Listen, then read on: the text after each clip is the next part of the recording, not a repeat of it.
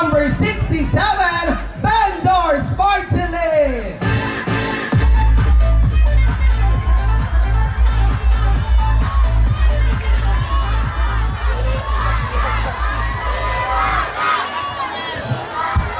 Ayan, maraming salamat po. Nakakahiya, Tita Malu, ang daming tao. Magandang gabi, Zone 39! Ayan, magandang gabi po sa inyong lahat.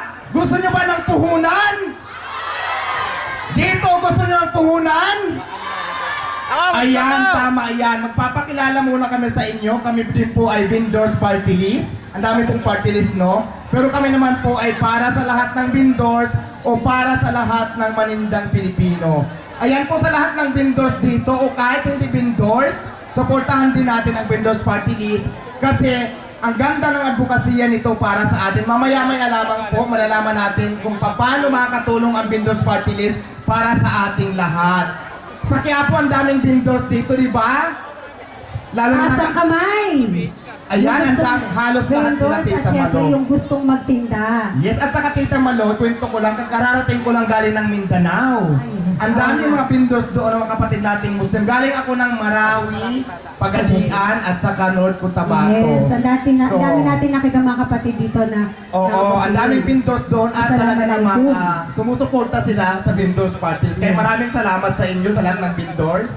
At ito na nga, papakilala ko sa inyo para siya na mismo magsabi. Ang kasama ko ngayon, ang first nominee ng Vendors Party List. Nandito ngayon si Tita Malu Lipana. Ayan. Hello, magandang gabi po, Lea. Magandang gabi. Hello.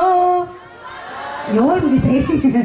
Anyway, ako po si Malu, no? Saglit lang po ito, magsing ano lang. Ang ating advokasya po at ating pong layunin mula po sa atin, sa hanay po ng manininda o gusto pong magtinda. 3 K lang po, madaling tandaan.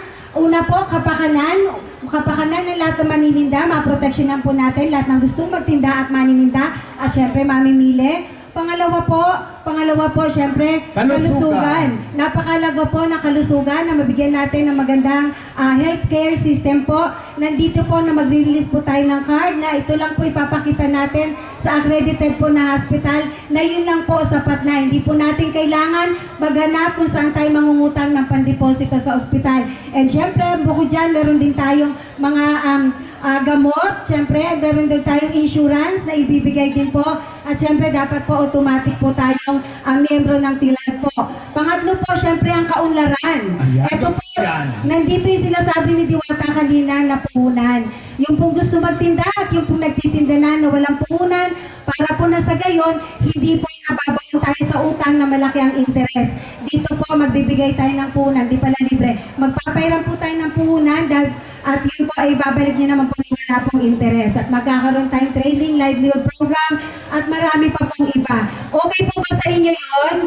Masyado ako mabilis, pero konti na pa yung oras natin. Kasi ano lang tayo kung pinikulas natin. So Kaya yun natin po, natin bilisan. muli po, maraming salamat po. Sana po, maglalambing lang ako na sana po tulungan po natin, iboto po sana natin. Ang number 67 sa balota ay ang Vendors Party List! Pasigaw naman po niya konti. Vendors! Salamat po. Maasahan ko po kayo. Salamat po naman. Kasi sa ganda ng advokasya, di ba, tulungan natin kasi pag hindi tayo magtulungan, hindi natin mai-serve na magandang advokasya sa inyo. Kailangan iboto natin at ipanalo natin. Magtulungan tayo para at lahat ng maninindang Pilipino. Yes, kasi magtutulungan tayo para lahat tayo asenso pangat. Di ba yun yung Ako nagtitiwata, di ba? Dati nakatira siya sa ilalim ng tulay. Ngayon, hindi na. Ay, hindi. Sa ibabaw na ako ng tulay. At least na living up na. Hindi tayo, dapat na tayo mag-level up. Magtutulungan tayo, mag-aisa tayo. Kaya po, sana po, ibutan niyo po, number 67 sa balota, Vendors Party List. Muli po, magandang gabi. Salamat po ng marami.